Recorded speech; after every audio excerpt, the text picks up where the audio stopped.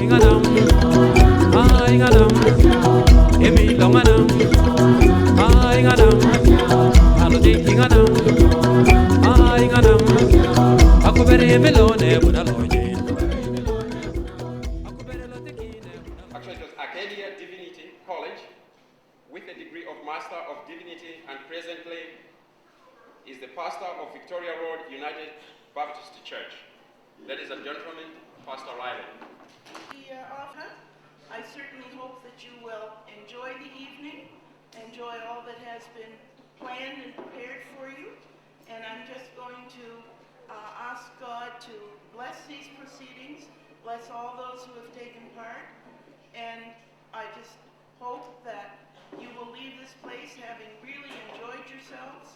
And for those of you who are living in Dartmouth and don't have a church home, just remember where we are, 36 Victoria Road, and you're certainly invited to come and fellowship with us. So, thanks again for coming, and enjoy the evening. It does not need much of introduction. However, I would like to say one thing before I bring him on. I have been in Nova Scotia myself for over 20 years, and when I first came to Halifax 20 years ago, I visited Black Culture Center. Henry Bishop was his name then. Now he's Dr. Henry Bishop. Dr. Henry Bishop was born in Weymouth Falls, Digby County in Nova Scotia. He's the youngest of 14 children, so you can imagine what a big family he has. Dr. Bishop was the first in his family to graduate from university in over 300 years. He is also the first black male graduate of Nova Scotia College of Art and Design, and the first to receive an honorary degree in fine arts in Canada. Dr. Bishop's main goal is to educate with the truth of the past and to inspire anyone for their future endeavors. Ladies and gentlemen, Dr. Henry Bishop. Good evening, everyone. Praise the Lord. It's a great opportunity tonight for me to be here, and I'd like to thank everyone responsible for the invitation and the opportunity to speak. Let me commend the Victoria Road Baptist Church and the committee for organizing this evening. And I'd like to begin by thanking the elders, praising the youth, and giving praise to our ancestors for the ability to be here and speak. There's an African proverb that's very powerful, and it says, if you want to know the truth about something, you have to go to the beginning. It also says, if you want to know how a song is to be sung, you have to listen to the singing. So tonight I'm going to talk a little bit about the 400 years of our history and how the black community has been so inspirational and made such a tremendous contribution to our society.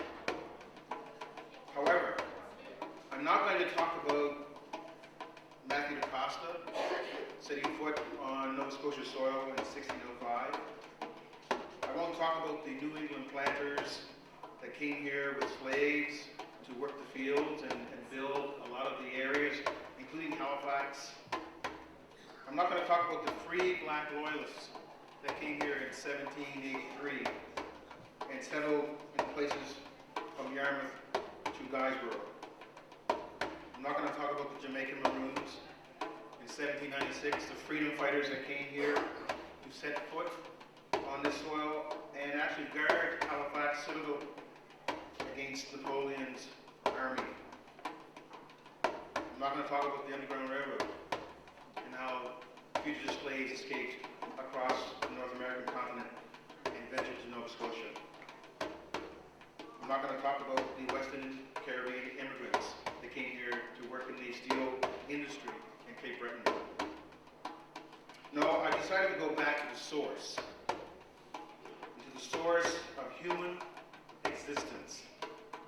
I want to take you on a little journey. I want you to come along with me. The journey goes back to Africa, the motherland, the cradle of civilization, the birthplace of the human race. But like any other trip, you must prepare for it. You won't need much for this trip, however, but you will need an open mind. You will need to give me some of your precious time, and you will have to have faith. We need faith these days in a lot of things that we do.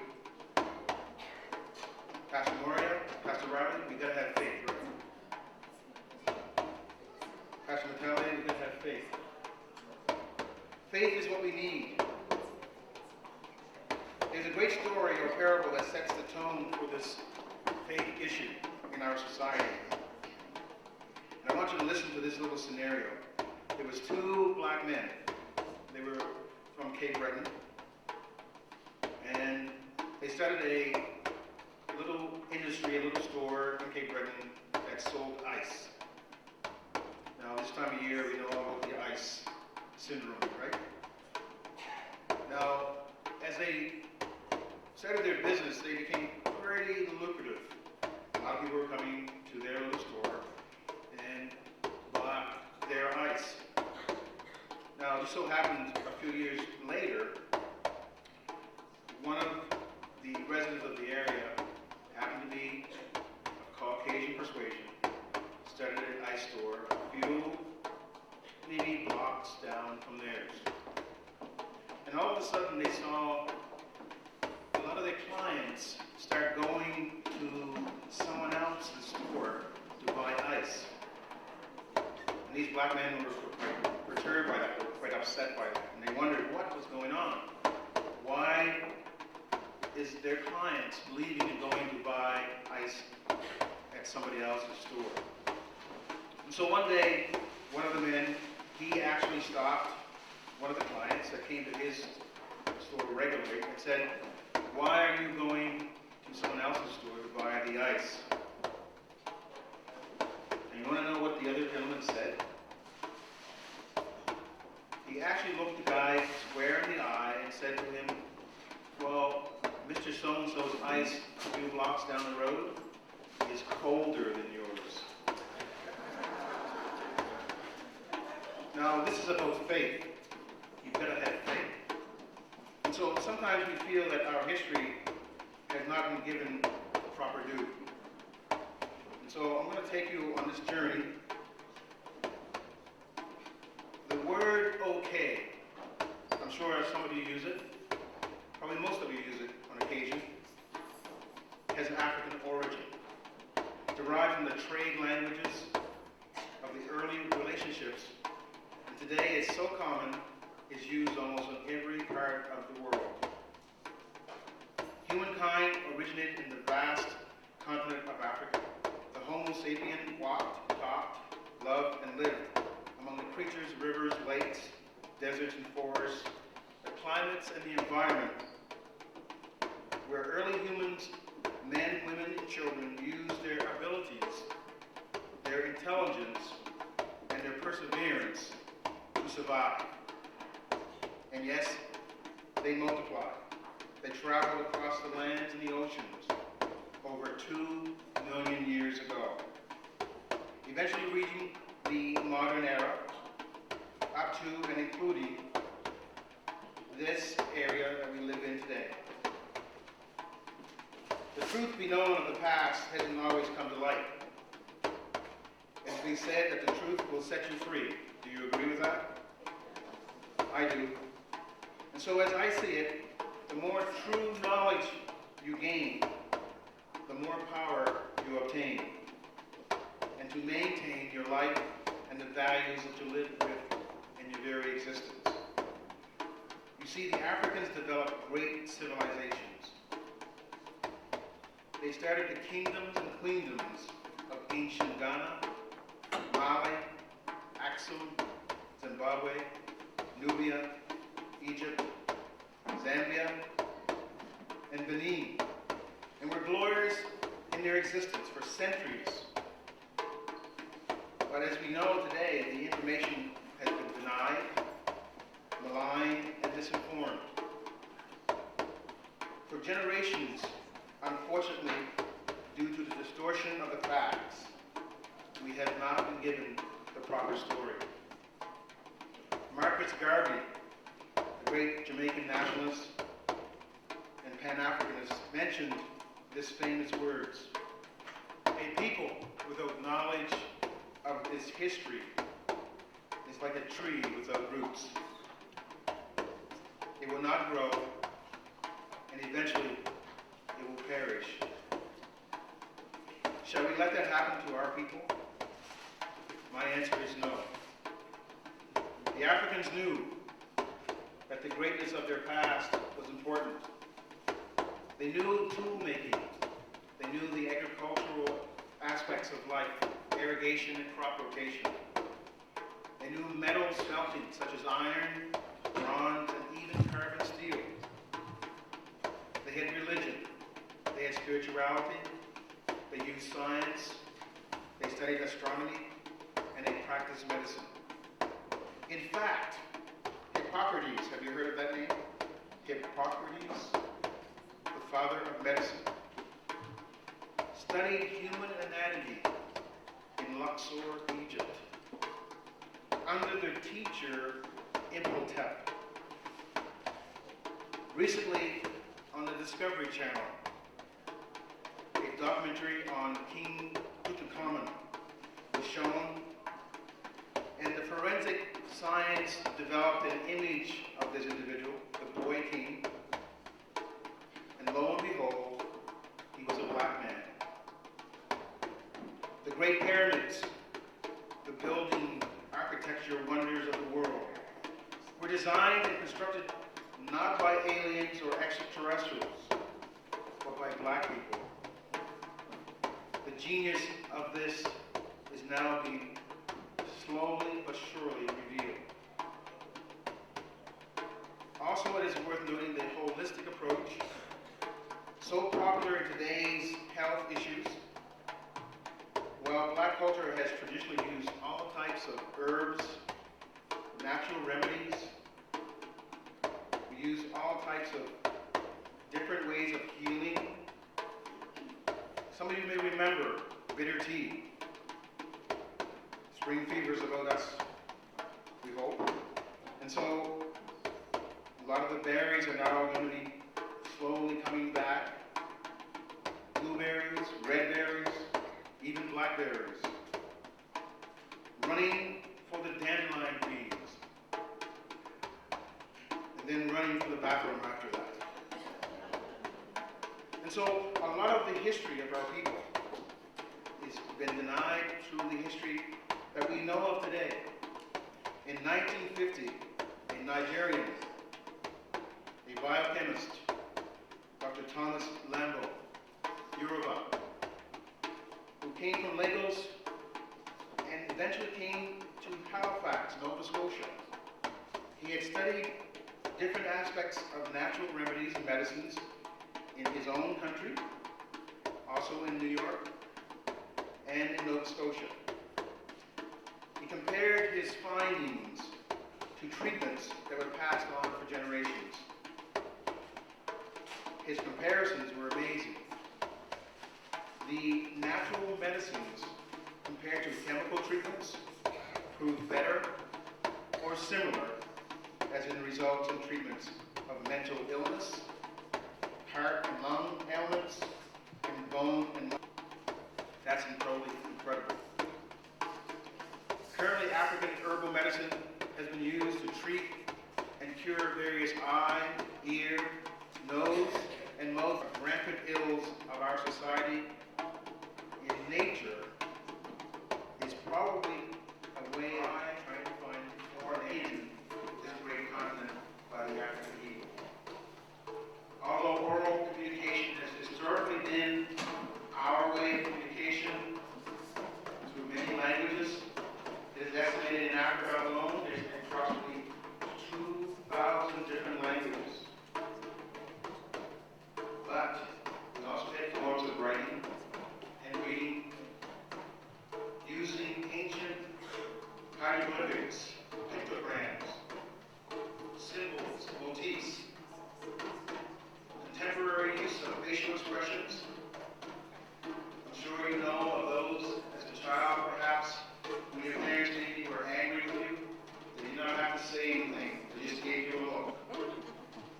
That book was part of African origin. Through the techniques of the sports world, you may have heard of the high fives. All the African-rooted artistic and creative techniques that are used today in the fashion world, in their designs, in the cosmetics, in the hairstyles, in sports, education, and occupations around the world that produce tremendous economic benefits. Well, tonight we're going to sample some African cuisine, the foods from exotic lands across the great continent. They will grace this table. And I'm sure you will enjoy these tastes of Africa. Many cooking recipes have been adapted to Western taste buds. Well, African music, for example, is food for the soul. You hear the captivating, pulsating drumbeat of the hunting flag by Mr. Wayne Nelson. The drum is considered the first known handmade musical instrument on the planet. Thousands of years of evolution have created a vast amount of styles. To hear the Ghanaian djembe play a drum is considered praising God in the highest form, its life and its sacredness. The string and wind instruments all began in Africa with the Celtic fame. Have you ever wondered about inventions? How many of you have thought about inventions that we use every day? Well, what about the toothbrush? In ancient Africa, in various parts of the continent, they used a chew stick. It was traced back 3,000 years. How many of us use toothpaste? Well, in ancient Africa, they used a powdered bone and vinegar. Well, as children, we may have had a rattle. Dolls. In many cultures, they wear wigs. They use cough drops. All of these items had developed in ancient Africa. Games, and this has surprised many people, like chess, originally came out of Africa. Before they had the knights and the castles, they used giraffes and elephants in the figures. They actually used a game called Warring for strategies and mathematical calculations.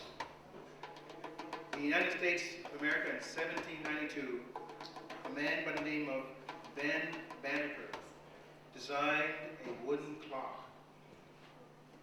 James Fortin, sailor, invented sail rigging machines used in Nova Scotia. Lewis Latimer worked with both Alexander Graham Bell and Thomas Edison in telephone and the light bulb development.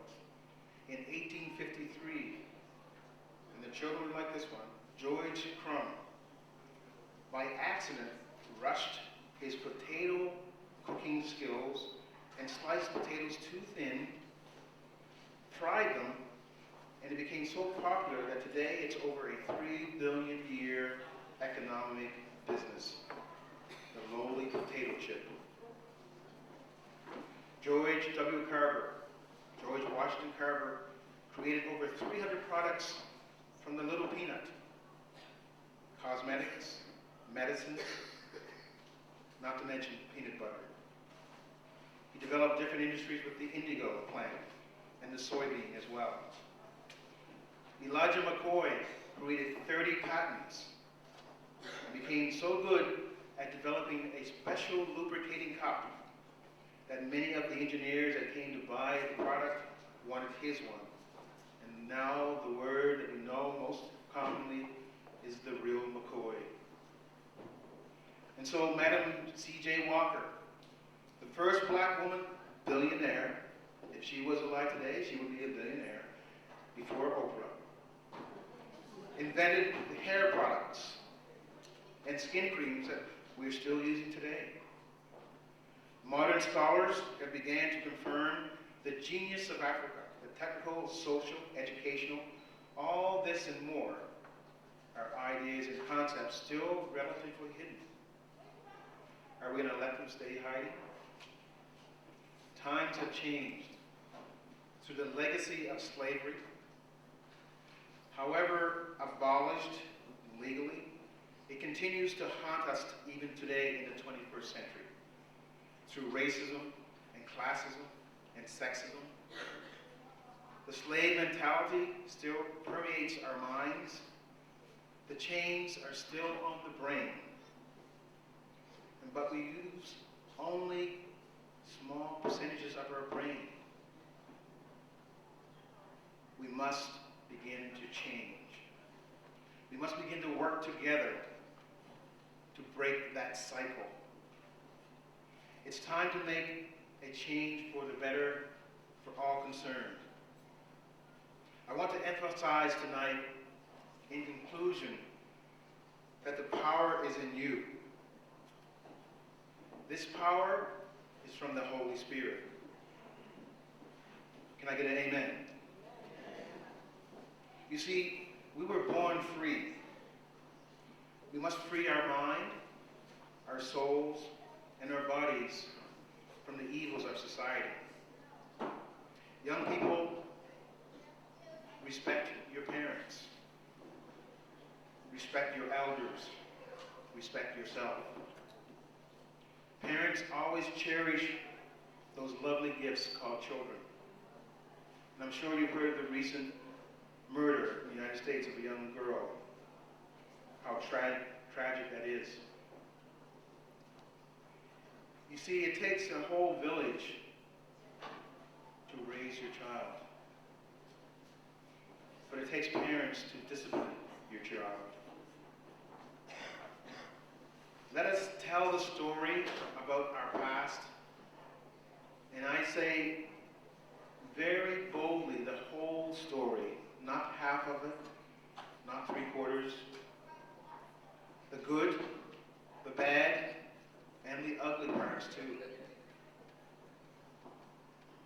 For only if you know all sides can you make an informed decision about where to go. It's a wake-up call for the future, ladies and gentlemen, boys and girls, to keep a positive outlook by having a positive mindset. So now it's your turn to make a difference and take that chance. It's your turn to rise above adversity. So rise up, mighty people.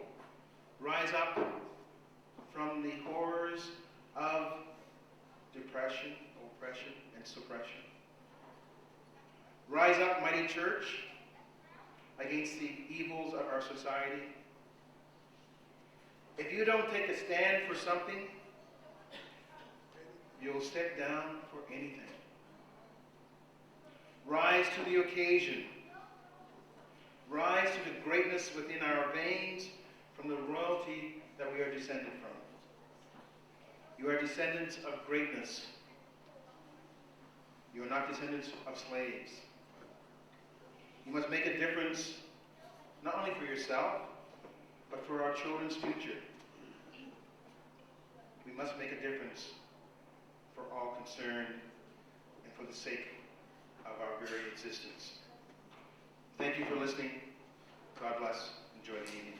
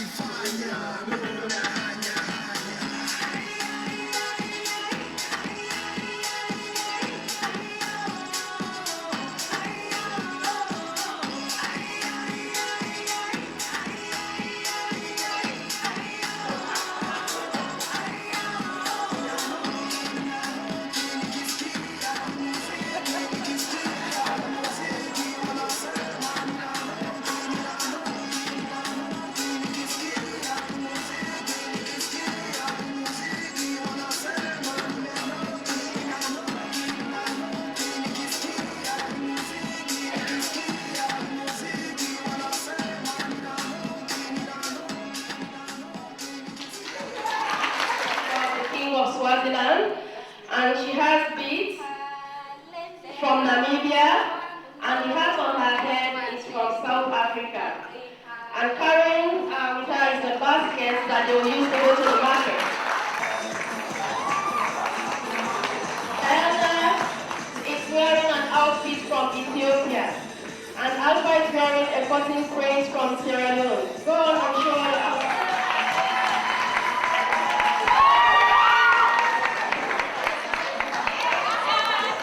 That's Alpha, and now we have Diana wearing outfits from Ethiopia.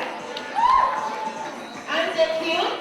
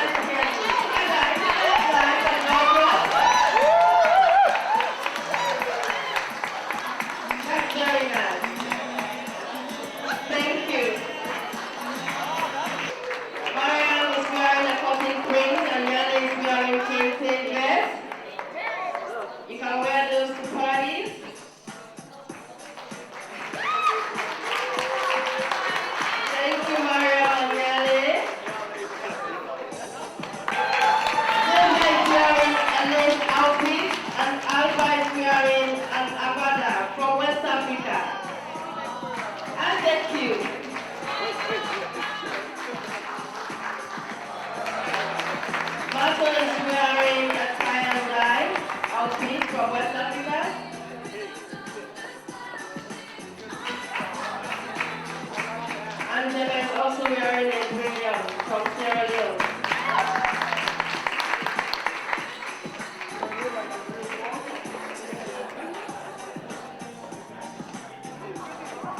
Thank you, Matu and Jebet.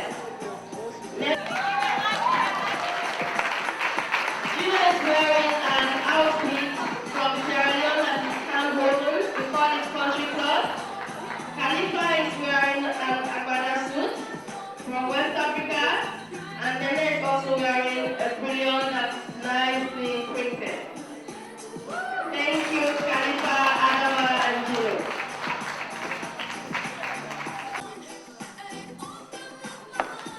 Agatha is wearing a cotton print from West Africa. And Hawa is wearing a lace, also from West Africa.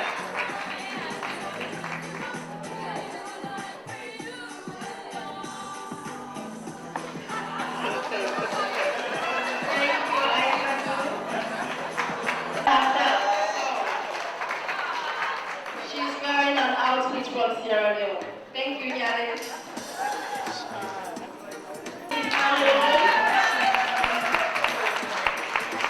Thank you, Carol. And now we have Anne. Anne is modeling a nice premium swing set on the neck from West Africa. Spring outfit. Isn't that nice? You can wear that to weddings or formal parties. Very beautiful. Thank you very much. Second Anne.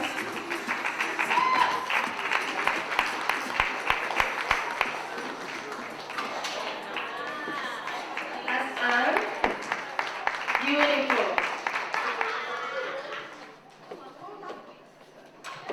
Next up we have Mato and Nyali.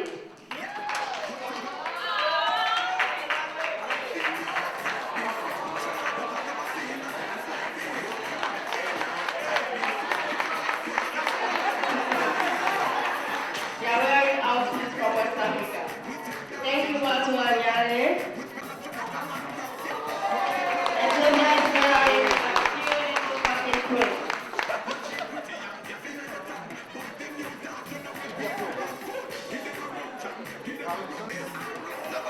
That's a nice outfit Diana is wearing from West Africa.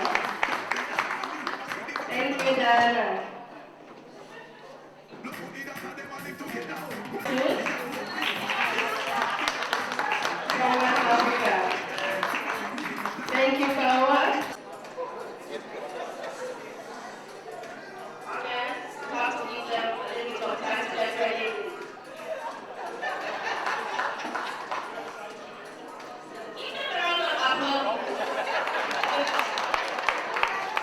Going over there.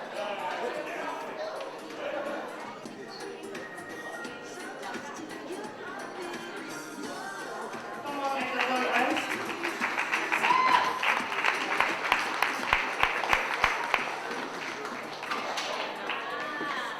That's Anne. Beautiful. Next up we have Mato and Nyali.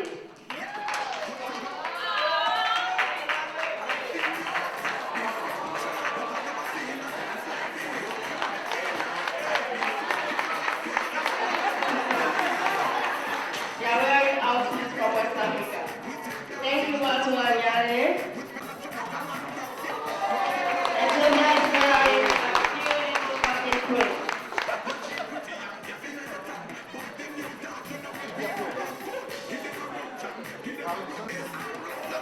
That's a nice outfit Diana is wearing from West Africa. Thank you, Diana. Suit from West Africa. Thank you, Kawa. Wow! She was wearing a tie and dye from Sierra Leone. That's beautiful. Adama is wearing a cotton print also from Sierra Leone. You can find them all over West Africa. Thank you very much, Adama. Thank you. 20 times.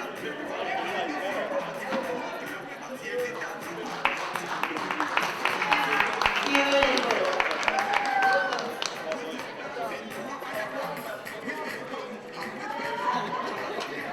Thank you very much. Enjoy the night. In a couple seat again.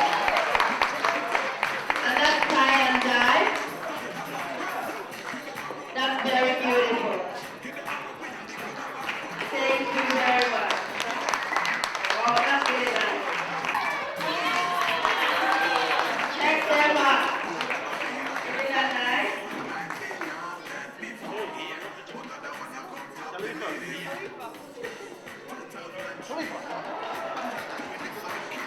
Khalifa also has a Kente backpack.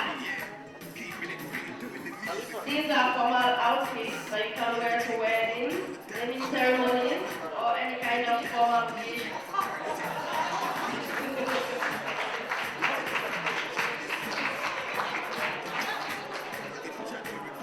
Thank you very much. In prints, with a Zulu hat that goes in. Beautiful. That's very nice, Benny. And Emmanuel has a nice abada from West Africa, and he's looking very much like a chief.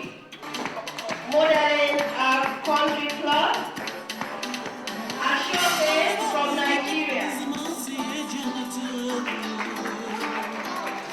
Rogi, Khalifa, Nyale, Diana, Excutive, Alpha, Mariam, Destiny, Mato, and Jebe, Aisatu, Hawa, Kanwa, Konde,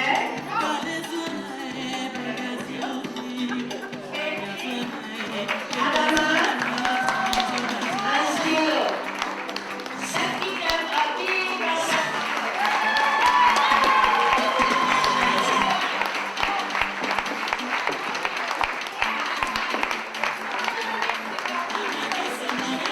Thank you very much.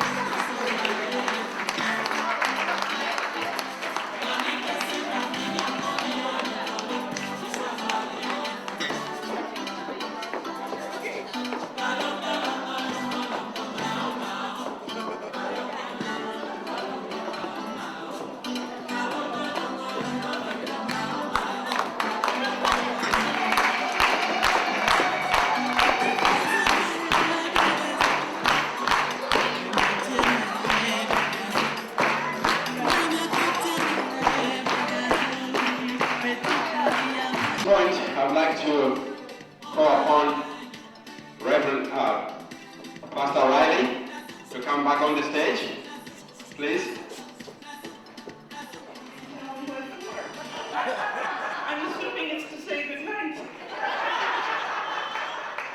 No, thank you so much for coming, everyone, and I certainly hope that you have enjoyed yourself. And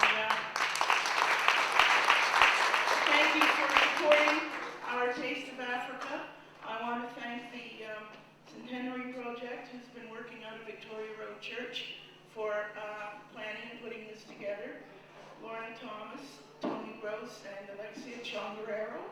And they've worked very hard. And I want to thank all the people from the church who have assisted with the preparations and assisted them tonight with cleaning and tidying up and serving food and so on. Thank you very much, James, for emceeing for us. And I think that's everybody. If I've forgotten somebody, I'm sorry. I hope you enjoyed the food.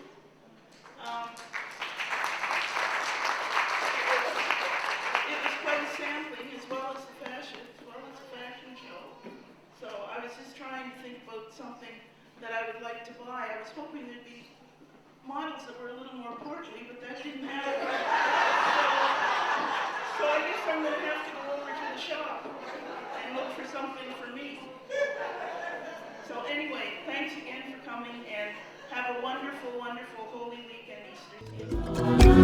Adam,